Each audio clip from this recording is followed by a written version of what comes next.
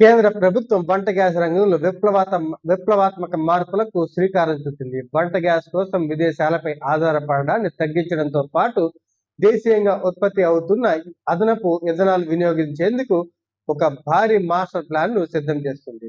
భారత్ తన అవసరాల కోసం ఎల్పిజి దిగుమతులపై భారీగా ఆధారపడుతుంది. పశ్చిమాసియాలో చెలరేగే యుద్ధాలు వంటి అంతర్జాతీయ పరిణామాలు ఎల్పిజి సరఫరా పైన ధరలపైన ప్రభావం చూపుతున్నాయి. ఈ ఇబ్బంది నుంచి తప్పించుకోవటమే ఈ ప్రణాళిక యొక్క ప్రధాన లక్ష్యం. దేశంలో చెరుకు, ఇతర ధాన్యాల నుంచి ఇథనాల్ ఉత్పత్తి భారీగా పెరిగింది. పెట్రోల్లో ఇథనాల్ ను కలపగా ఇంకా దాదాపు 700 కోట్ల లీటర్ల ఇథనాల్ అదనంగా మిగులుతుంది. ఈ మిగిలిన ఇథనాల్ ను వంట ఇంధనంగా మళ్లించడం ద్వారా దేశీయంగా రైతులకు, చక్కెర పరిశ్రమలకు పెద్ద ఊతమివ్వచ్చు. కేంద్ర ప్రభుత్వం స్పష్టం చేసిన దాని ప్రకారం ఇథనాల్ మొత్తం ఎల్పిజి స్థానంలో ప్రత్యామ్నాయంగా తీసుకురావడం లేదు. బదులుగా ఒక సహాయక వంట ఇంధనంగా ప్రవేశపెడుతున్నారు.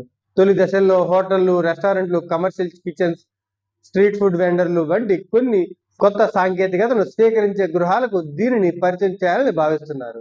ప్రస్తుతం ఇంట్లో వాడుతున్న ఎల్పిజి సిలిండర్లు లేదా స్టవ్లో నేరుగా ఇథనాల్ వాడలేము. దీనికోసం ప్రత్యేకంగా ఇంజనీరింగ్ చేసిన సూపర్ బ్లూ స్టవ్ లేదా ఇథనాల్ స్టవ్లు అవసరం. ఇందులో అధిక పీడనం ఉండదు కాబట్టి సిలిండర్లు పేలిపోయే ప్రమాదం అస్సలే ఉండదు. చమురు మార్కెట్ కంపెనీలు బంకుల వద్ద ఇథనాల్ ఏటీఎంలు లేదా ప్రత్యేకంగా వీటి కోసం స్టేషన్లు ఏర్పాటు చేయాలనే ఆలోచనలో ఉన్నారు. ఎల్పిజితో పోలిస్తే ఇథనాల్ చాలా సురక్షితమైంది. దీనివల్ల ఎలాంటి పొగ గాని, విషవాయువు గాని రావు.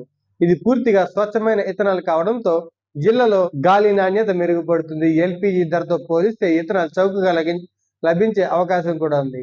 ఇథనాల్ ఉత్పత్తి పెరిగితే వ్యవసాయ రంగానికి, గ్రామీణ ఆర్థిక వ్యవస్థకు మరింత బలం చేకూరుతుంది. ఈ సరికొత్త క్లీన్ కుకింగ్ పాలసీ సంబంధించిన సమగ్ర విధి విధానాలు ఈ ఏడాది సెప్టెంబర్ నాటికి పూర్తిగా సిద్ధమయ్యే అవకాశం ఉంది. ప్రభుత్వం దీనికి సంబంధించి సబ్సిడీలను లేదా వన్ టైం ఇన్వెస్ట్మెంట్ సపోర్ట్లను కూడా ప్రకటించే అవకాశం కూడా ఉంది.